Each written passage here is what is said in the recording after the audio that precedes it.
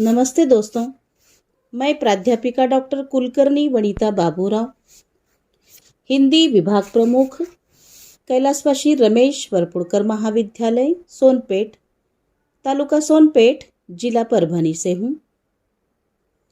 दोस्तों, आज हम बीए, बीकॉम, बीएससी द्वितीय वर्ष द्वितीय भाषा एसएल हिंदी के अंतर्गत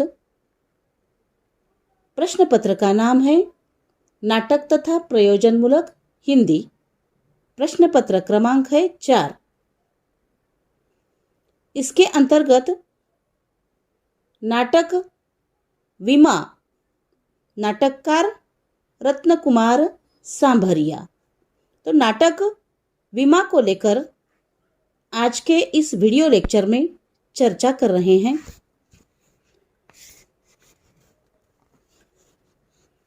तो दोस्तों, प्राचीन ग्रंथों में कहा गया है कि काव्येषु नाटक रम्यम, अर्थात काव्यों में नाटक रमणीय है।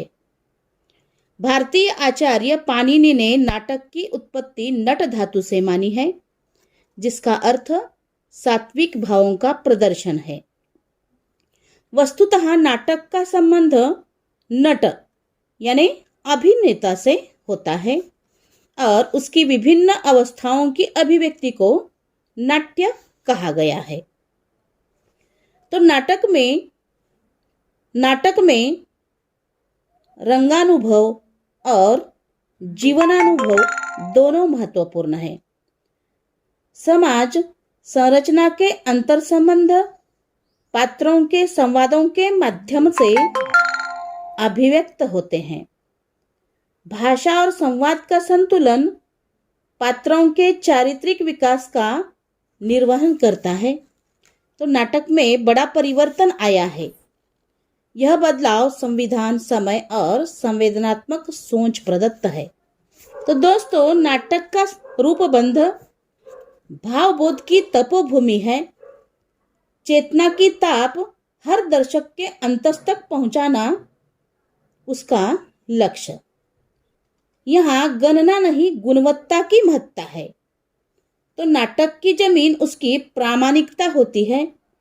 शिक्षा, पद, विकास और पुनर्वास के साथ आज का सच उजागर होना चाहिए। उसे प्रयोगधर्मी होने की बजाय यथार्थवादी होना है। तो दोस्तों, विमा निशक्तों के जज्बात को समर्पित नाटक है।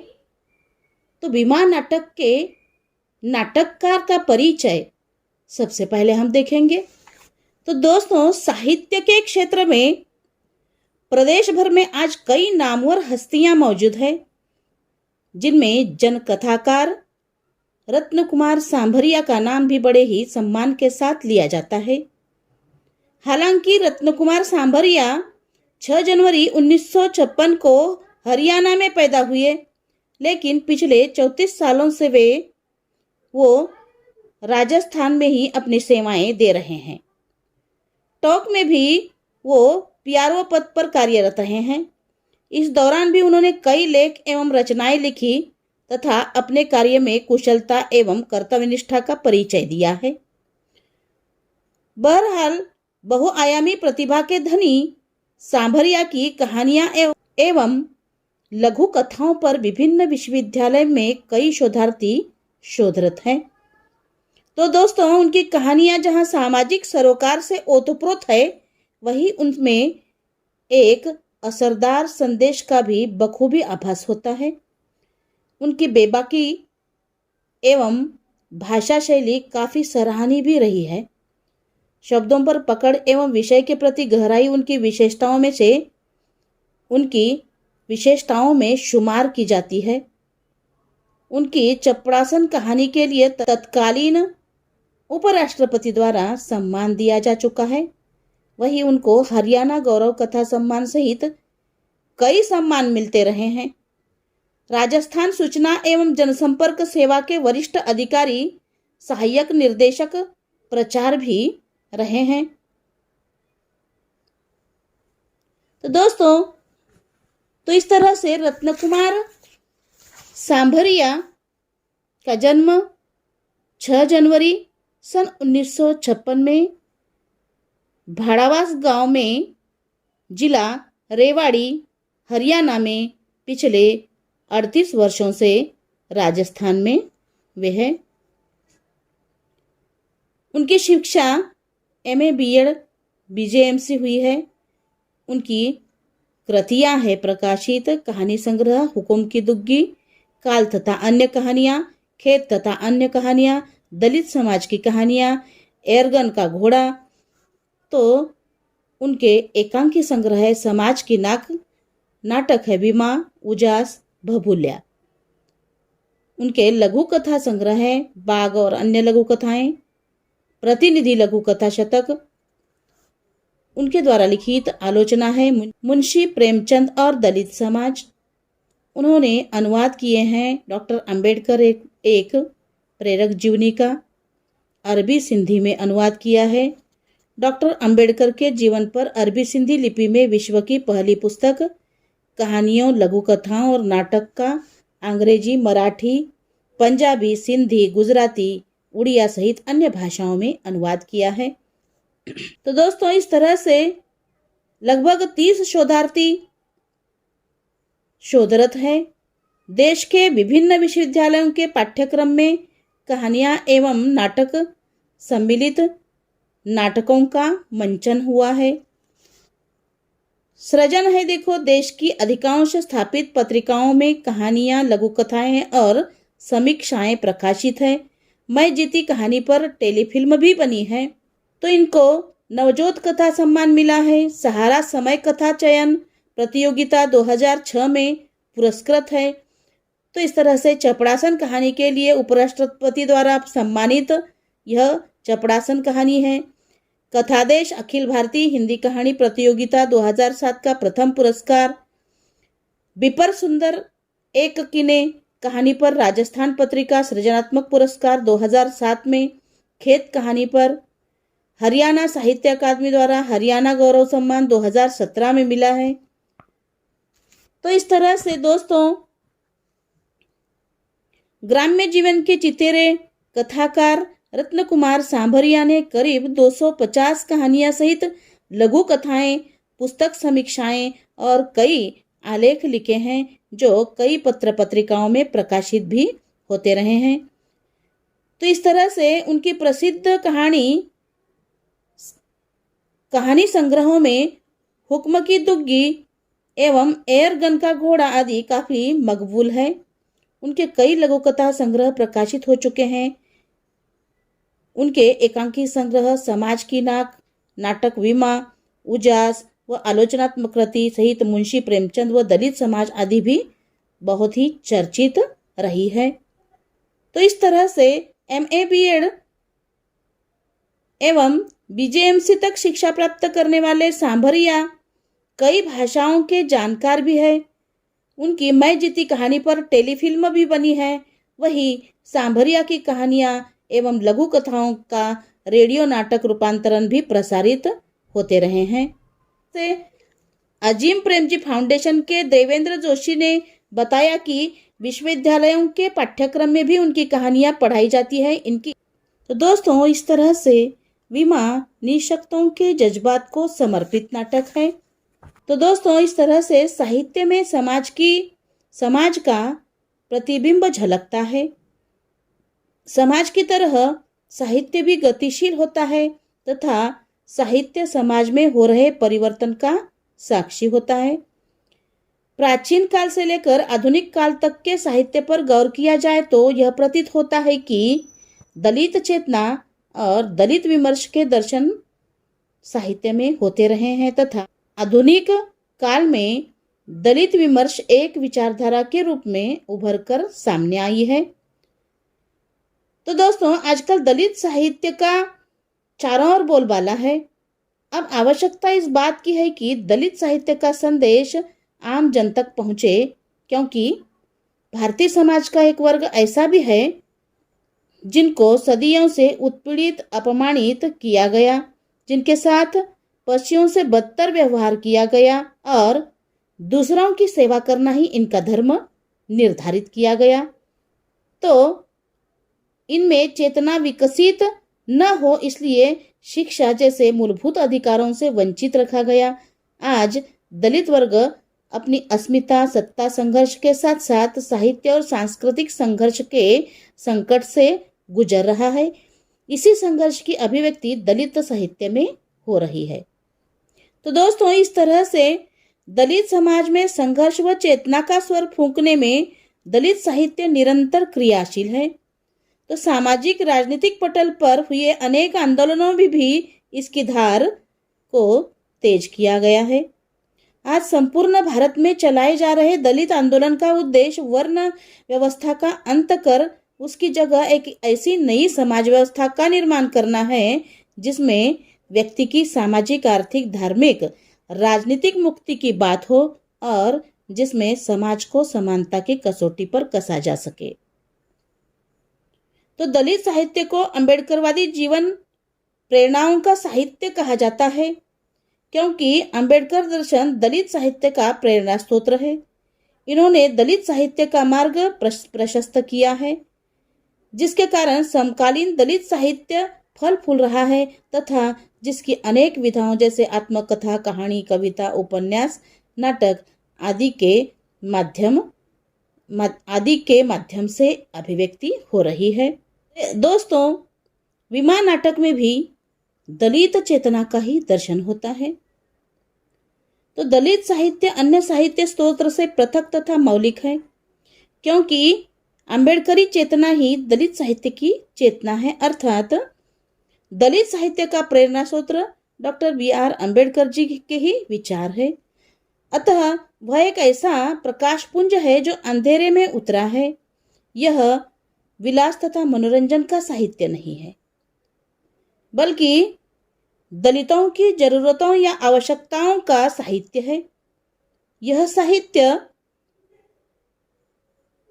Doctor B.R. अम्बेडकर जी के अथक योगदान तथा संघर्ष को आगे बढ़ाने वाली क्रांतिकारी चेतना है, जो दबे कुचले गए ब्राह्मण्यवादी व्यवस्था में नित्य पीड़ित हुए सामाजिक न्याय, समता, स्वातंत्र्य, बंधुता या भाईचारा से वंचित समाज की आह से उभरा है।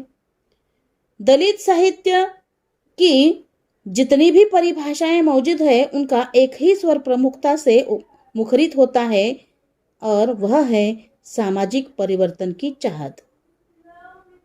तो दोस्तों, सामाजिक परिवर्तन केवल कानूनी तौर पर संभव नहीं, उसके लिए अथक संघर्ष तथा संगठन की भी आवश्यकता है।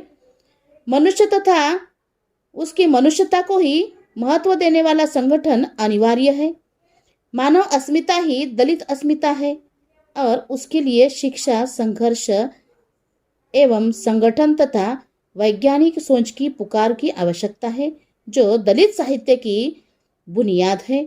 विमा शीर्षक दलित नाटक में अभिव्यक्त दलित चेतना अम्बेडकरी विचार का सार है, क्योंकि दलित नाटककार रत्नकुमार सांभरिया ने अम्बेडकर जी के शिक्षा, संघर्ष एवं संगठन के इस मूल मंत्र को केंद्र में रखकर प्रस्तुत नाटक की रचना की है, जिसमें विकलांगों के जीवन संघर्ष को अंकित किया है। वैसे विकलांग के जीवन पर बहुत कम लिखा गया है और नाटक विधा तो कहीं नजर नहीं आती। एक नेत्रहीन युवती जिसका नाम विमा है और नेत्रहीन पुरुष जिसका नाम जमन वर्मा है, जो दलित युवक है। दोनों की दुरावस्था, प्रेम की पवित्रता तथा आत्मसमर्पण, बुद्धि चातुर्य पाठक पर अमिट प्रभाव करता है। तो दोस्तों, जमन वर्मा की आयु 25 साल की है और विमा 23 साल की सवर्ण युवती है। इत्तेफाक से दोनों एक दूसरे से मिल जाते हैं। जमन की वीरता, पवित्रता, स्पष्टता एवं संवेदनशीलता, आत्मनिर्भरता, दरिया दिल व्यक्तित्व की और विमा आकृष्ट होती है। दोनों शरीर से भिन्न परंतु दिल तथा विचारों से एक प्रतीत होते हैं। शुरुआती दौर में सारे सवर्ण जमन वर्मा के प्रति मानवता बरसाते हैं। जैसे ही जाति भेद का प्रश्न निर्माण होता है, वैसे ही सारे सवर्ण एक होकर उनकी सुहावनी जिंदगी में तबाही मचाने का काम करते हैं। सवर्ण जाति अभिमान को प्रस्तुत करने में किस तरह अमानवीयता प्रदर्शित करते हैं, इसका सजीव दस्तावेज इस विमान नाटक में है। इस नाटक में अभिव्यक्त दलित चेतना और उसकी सुंदरता प्रस्तुत करने का प्रयास इस नाटक में नाटककार ने किया है। तो दोस्तों, इस नाटक में कि अंतरजातीय विवाह को लेकर रत्नकुमार सांभरिया जी स्पष्ट करते हैं कि आज की सारी समस्याओं की जड़ भारतीय हिंदू समाज व्यवस्था है और दलित के लिए दलितत्व को दूर रखने की कोशिश में अंतरजातीय विवाह की आवश्यकता प्रतीत होती है। हमारा समाज एक सीढ़ीनुमा समाज है जिसमें हर जाति से बड़ी तथा हर जाति से छोटी जाति का अस्तित्व विद्यमान है। यह सिर्फ ऊंची व नीची जाति का विभाजन नहीं, बल्कि निम्न जाति को भी आपस में बांटा गया है। यह जाति प्रथा अंदर तक अपनी जड़ जमा चुकी है। इसकी जड़ों को हिलना संभव है, परंतु जड़ों से उखाड़ना असंभव है। आधुनिक युग के राजनीतिज्ञों ने जाति व्यवस्था को अधिक पनाह देकर समाज व्यवस्था अधिक संकीर्ण की है। डॉक्टर BR अम्बेडकर जी ने जाति निर्मूलन के लिए अंतरजातीय विवाह पर जोर दिया है। इस बात को सम्मुख रखते हुए नाटककार रत्नकुमार सांभरिया जी ने जाति निर्मूलन हेतु सवर्ण लड़की विमा और दलित युवक जमन वर्मा के प्रेम विवाह को चित्रित करके पाठक को जाति भेद की समस्या तथा उसके निर्मूलन के प्रति सतर्क किया है। तो दोस्तों, विकलांग जमन वर्मा तथा विमा केवल शरीर से पृथक है। दोनों के विचार एक जैसे हैं, जो दलित साहित्य चेतना सौंदर्य का विशेष पहलू लगता है। तो दोस्तों, इसमें विमा नाटक में दलित नायक का जो बुद्धि बल है, विमा शीर्षक नाटक का दलित नायक युवक जमन वर्मा है, जो जन्मांध है और वह विमा नामक युवती से बेहद प्यार करता है। उसकी बुद्धि कुशलता, साहस, संवेदनशीलता, कर्मठ या कर्तव्य तत्परता आदि के कारण विमा उसकी ओर अत्यधिक आकृष्ट हो जाती है। अनैतिक नाजायज संबंध से बचने के लिए वह विमा से विश्वास देता है। दोनों के विवाह संबंधी सपने पूर्ण हो जाते हैं। वह श्यामाजी आका बाज दैनिक समाचार के संवाददाता झा के भ्रष्टाचार को प्रस्तुत करने हेतु हड़ताल के आयोजन में अपनी बुद्धि प्रामाण्यवाद की झांकी प्रस्तुत करता है। उसका हौसला दलितों में अस्मिता जगाता है।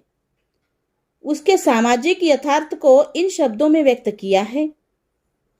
ये बड़े लोग भीतर से बड़े कायर होते हैं। ये हम गरीब लोगों के कंधों पर ही बंदूक रखकर चलाना जानते हैं, सामना नहीं कर पाते। इसलिए सवर्णों ने दलितों में डर कायम रखने का नित्य प्रयास किया है, ताकि उन्हें दलितों का शोषण करने में आसानी हो सके। तो जमन वर्मा की चतुरता या होशियारी नई पीढ़ी के लिए प्रेरक है। तो दलित नायक का बुद्धि बल इस विमान नाटक में नाटककार प्रस्तुत करते हैं। तो आत्मसजगता, दृढ़ता में सौंदर्य भी विमान नाटक के माध्यम से नाटककार हमारे सामने रखते हैं। सजगता, दृढ़ता के साथ ही संघर्षरत हो जाना दलित साहित्य चेतना का एक पहलू है। तो दलितों को ठगाने का प्रयास हर युग में हो गया है, अतः उसे हर पल सजग रहना अनिवार्य है। मीठी बोली बोलने वाले लोगों को ठगाने की पद्धतियां बदल गई है। जनतंत्र के प्रभाव स्वरूप आया यह परिवर्तन के प्रति सतर्कता बरतना आवश्यक हो गया है। तो दोस्तों, हिंदू समाज के महत्वपूर्ण किरदारों में प्रतिष्ठित व्यक्ति आका विकलांग कल्याण के अलंबरदार, श्यामाजी थानेदार तथा लोकप्रिय समाचार पत्र का संवाददाता झा, ये सारे उच्च शिक्षित सम्मानित व्यक्ति विकलांग दंपति जमन तथा विमा को केवल जाति भेद के नाम पर पीड़ित करते हैं। उन्हें एक दूसरे से अलग करके जमन को अपनी जाति की किसी दूसरी लड़की से शादी करने का सुझाव देते हैं। जैसे जो श्यामाजी ने कहा वही आकाजी ने कहा। दो शरीर एक सुर, यानी विमा को भूल जाओ, तुम्हारी जात बिरादरी की किसी विकलांग लड़की के साथ तुम्हारा विवाह करा देंगे। जमन अपनी खोई हुई पत्नी को प्राप्त करने हेतु समाज के प्रतिष्ठित जिम्मेदार व्यक्तियों के सामने गिड़गिड़ाता रहा, अनुरोध करता रहा, परंतु उन्होंने उसकी नासुनी करके अपना जाति अभिमान व्यक्त करके टालमटोल करने का प्रयास किया। इतना ही नहीं, जमन का दमन करने के लिए समाचार पत्र के संवाददाता की ओर से झूठी खबर छपवाने का प्रयास भी होता है। फिर भी जमन ने अपने दोस्त देवत की सहायता से हड़ताल में सफलता प्राप्त की। उसका यह प्रयास अनुपम रहा है, अर्थात यह चेतना सौंदर्य अनुपम प्रतीत होता है। तो आत्मसजगता, दृढ़ता के दर्शन इस तरह से जमन में दिखाई देते हैं। प्रेम की सर्वोपरिता का भी दर्शन इस नाटक में रत्न कुमार सांभरिया जी प्रस्तुत करते हैं। तो सवर्ण परिवार की लड़की विमा है, जो परिवार से पीड़ित होकर शहर आ जाती है और उसे गुंडों की चपेट में से छुड़ाने का प्रयास जमन करता है। यहाँ दोनों की भेंट होती है, अर्थात दोनों में परिचय होकर प्रेमांकुर पल्लवित हो जाता है। साथ ही वे दोनों सुंदर सपना देखते हैं। वे दोनों एक दूसरे के सपने को सुनने में उत्सुक होते हैं, लेकिन उसका जिक्र नहीं करते हैं, परंतु दोनों की बहस में सपने का अर्थ अभिव्यक्त होता है। जैसे जमन का यह कहना काफी सार्थक प्रतीत होता है। सपने वे नहीं होते जो नींद में आते हैं, सपने वो होते हैं जो सोने नहीं देते। एक सपने ने मुझे सोने नहीं दिया। यहाँ प्रेम की सर्वोपरिता स्पष्ट हो जाती है, जो चेतना सौंदर्य का एक अनुभाग है। तो दोस्तों, नाटककार ने इस नाटक में भाषा शैली के माध्यम से प्रकाश डाला, ध्वनि संकेत, प्रतीक और मंच सज्जा में प्रयुक्त उपकरणों को प्रस्तुत किया है, जो अनुपम है। तो दोस्तों, पात्रों की पृष्ठभूमि पर सामाजिक स्थिति के अनुरूप संवादों में आंचलिकता प्रयुक्त है। शहरी भाषा से हटकर किया गया आंचलिक शब्दों और मुहावरों का प्रयोग विमा को सर्वसामान्य दर्शक और समाज के दबे कुचले शोषित वर्ग के साथ जोड़ता है। इससे यह स्पष्ट होता है कि विमा एक अनूठी नाट्य रचना है। तो प्रस्तुत नाटक में प्रयुक्त मुहावरों कहावतों उदाहरण स्वरूप इस प्रकार है। हम तो हुक्म के दुग्गे हैं, मियाँ बीबी राजी तो क्या करेगा काजी, जहाँ चाह वहाँ राह, टस से मस मत होना आदि है। तो साथ ही कुछ मौलिक वाक्यांश पूर्व दीप्ति शैली प्रस्तुत है, जो अनुपम है। तो विमा, यह नाटक का जो शीर्षक है, उस शीर्षक की सार्थकता में भी मौलिकता और सुंदरता दिखाई देती है। तो दोस्तों, विमा यह शब्द वी और माँ से बना है। वी का अर्थ है जाना तथा उत्पन्न होना है, और माँ का संबंध मातृत्व से है, जिसमें पवित्रता या शुचिता देखी जाती है। पुत्र कुपुत्र हो सकता है, परंतु माता कभी कुमाता नहीं हो सकती। इस बात का बोध विमा नाटक व्यक्ति चित्रण में होता है। सारे मौलिक विचार विमा के चरित्रांकन में प्रस्तुत है। विमा यह शीर्षक संक्षिप्त, बोधगम्य, जिज्ञासापूर्ण एवं सौंदर्य चेतना को पल्लवित करने वाला है। विकलांग होने के बावजूद विमा अनेक कठिन बाधाओं को दूर करती है और मानवता का भाव पाठक के दिल दिमाग से संचारित करती है, जो दलित साहित्य का एक महत्वपूर्ण प्रयोजन है। तो दोस्तों, विमा नाटक में संगठन की सौंदर्य चेतना भी दिखाई देती है। परिवर्तन, जिस तरह से परिवर्तन सृष्टि का नियम है, अर्थात सृष्टि परिवर्तन करने में शक्तिशाली है, परंतु उसे सही दिशा देने में उन्नति या तरक्की निहित होती है। इसी सृष्टि से दलित साहित्य महत्वपूर्ण योग दे रहा है। दलित साहित्य न केवल साहित्य है, बल्कि वह एक क्रांतिकारी आंदोलन है, जिसमें वर्ण व्यवस्था, जाति व्यवस्था के प्रति विद्रोह, नकार है और विज्ञान का स्वीकार है। दैववाद, अवतारवाद, पूजा पाठ का परित्याग है।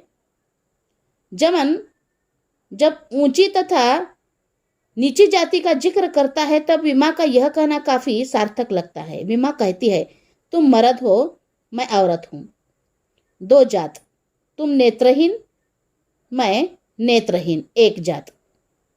यह जाति के मौलिक परिभाषा व्यक्ति की चेतना जगाती है। तो दोस्तों, जमन जब अपनी लापता करवाया पत्नी विमा को सवर्णों की चंगुल से प्राप्त करने हेतु हड़ताल करता है, तब नाटक में चित्रित सारे सवर्ण भ्रष्टाचारी हक्का बक्का रह जाते हैं, क्योंकि जमन को पूरा सहयोग विकलांग समाज की ओर से प्राप्त होता है। साथ ही उसका दलित दोस्त देवत उसका हौसला बढ़ाता है। उसके विकलांग को लेकर जो हंसते मजाक करते थे, वे अचंभित हो जाते हैं, क्योंकि संगठन की शक्ति अनुपम होती है। इस बात की ओर नाटककार ने पाठक का ध्यान आकृष्ट किया है, विमा नाटक में आकृष्ट किया है। तो दोस्तों, निष्कर्ष रूप से हम कह सकते हैं कि साहित्य समाज का दर्पण है। दलित समाज जितना उपेक्षित रहा, उतना साहित्य भी। दलित समाज और साहित्य ने अपने अस्तित्व और अस्मिता के लिए निरंतर संघर्ष किया है, तथा इसी अस्तित्व को, अस्मिता की रक्षा के लिए दलित साहित्य प्रतिबद्ध है। जहां दलित साहित्य का मूल उद्देश्य नए मानवीय एवं समतामूलक समाज का निर्माण करना है, दलित साहित्य के केंद्र में भारतीय समाज का सबसे निचला तबका, मेहनतकश, सर्वहारा एवं असंख्य मानव जाति है, जिसे सदियों से मनुवादी वर्ण व्यवस्था ने धर्मशास्त्र, सामाजिक परंपरा आदि की आड़ में दलितों को शारीरिक एवं मानसिक रूप से गुलाम बनाकर रखा। इतिहास इस बात का गवाह है कि प्राचीन काल से अब तक शोषण और उत्पीड़न सिर्फ क्षुद्र एवं पिछड़ी जातियों का ही हुआ है। तो दोस्तों, इस तरह से समाज में व्याप्त ऐसी घोर विडंबना का प्रतिबिंब साहित्य में होना आवश्यक है। प्राचीन समय से लेकर आधुनिक काल तक दलित चेतना किसी न किसी रूप में विद्यमान थी, लेकिन इसकी व्यापकता आधुनिक काल में आकर एक साकार रूप धारण करती है, जहां पर दलित समाज अत्याचारों के खिलाफ संघर्ष करता हुआ नजर आता है, तथा साथ ही अपने अधिकारों की मांग भी करता है। तो हिंदी साहित्य में दलित साहित्य का उद्भव इसी संघर्ष की परिणति है, जिसके माध्यम से दलित अपने अधिकारों के प्रति सजग हुए, एक नए समाज के निर्माण की अवधारणा रखी। इस विचारधारा के मूल प्रेरणा स्रोत डॉक्टर आम्बेडकर थे, जिन्होंने दलित साहित्य को विकास पथ पर आगे बढ़ने के लिए प्रेरित किया। उनकी पहल और समाजवादी विचारधारा ने दलित साहित्य को दिशा प्रदान की और एक अलग पहचान दिलवाई। तो इस तरह से मानवीय सौंदर्य के प्रतिमान शाश्वत नहीं रहते, बल्कि बदलते रहते हैं। यह विमा नाटक के माध्यम से रत्न कुमार सांभरिया जी स्पष्ट करने लगे हैं। तो मानवीय सौंदर्य के प्रतिमान शाश्वत नहीं रहते, बल्कि बदलते रहते हैं। बदलने की चाहत में बुद्धि कौशल का प्रमाण देना पड़ता है। किसी समय में गोरा रंग सौंदर्य का प्रतीक भले ही रहा हो, परंतु आज इतना महत्वपूर्ण नहीं जितना ज्ञान अथवा बुद्धि प्रामाण्यवाद है। यही कारण है कि आज विश्व सुंदरिया रंग के आधार पर नहीं बल्कि बौद्धिक क्षमता की कसौटियों के आधार पर चुनी जा रही है। यही नियम पुरुष के लिए भी है। इसी परिप्रेक्ष्य में विमा शीर्षक नाटक में अभिव्यक्त सौंदर्य चेतना अनुपम है, इसमें कोई संदेह नहीं। इस तरह से रत्न कुमार सांभरिया जी के नाटकों में दलित, शोषित, वंचित की पक्षधरता देखी जाती है।